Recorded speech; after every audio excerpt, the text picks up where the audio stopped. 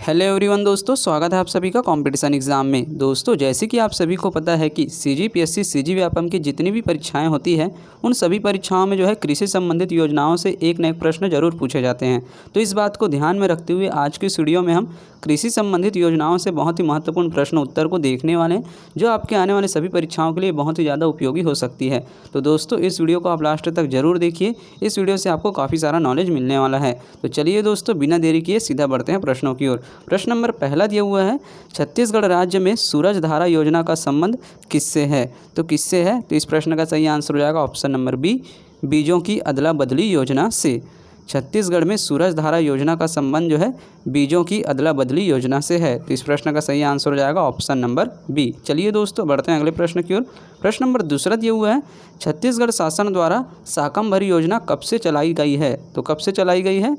तो इस प्रश्न का सही आंसर हो जाएगा ऑप्शन नंबर ए, 2005। छत्तीसगढ़ शासन द्वारा साकम्बरी योजना जो है 2005 से चलाई गई है। तो इस प्रश्न का सही आंसर है ऑप्शन नंबर ए। प्रारंभ जो है 2005 से हुआ है और साकम्बरी योजना का मुख्य उद्देश्य है लघु एवं सीमांत कृषकों को कूप निर्माण एवं पंप के लिए अनुदान देना। दूसरा इसका मुख्य उद्देश्य है निजी स्रोतों से सिंचाई में वृद्धि करना, मुख्य उद्देश्य है।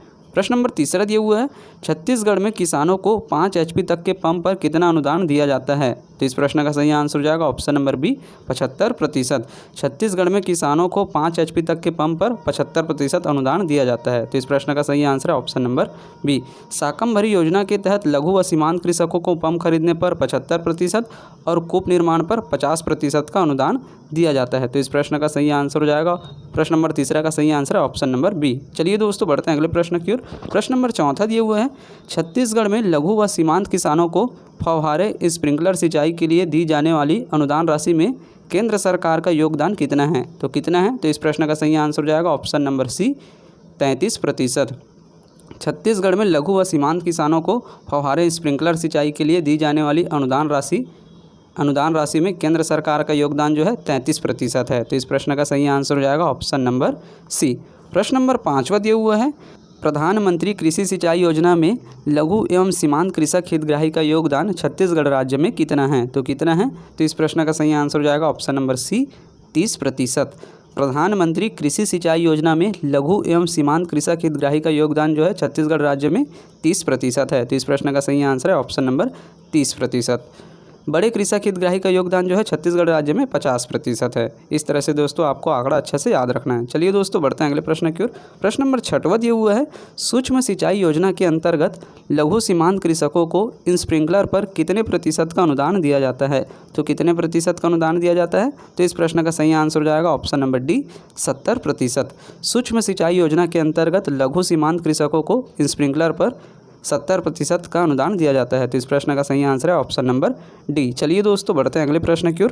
प्रश्न नंबर 7वां दिया हुआ है, छत्तीसगढ़ में प्रधानमंत्री फसल बीमा योजना किस वर्ष से लागू की गई? तो किस वर्ष से लागू की गई? तो इस प्रश्न का सही आंसर हो जाएगा ऑप्शन नंबर डी, 2016-17। छत्तीसगढ़ में प्रधानमंत्री फसल बीमा योजना जो है 2016-17 वर्ष से लागू की गई। तो इस प्रश्न का सही आंसर हो जाएगा ऑप्शन नंबर डी।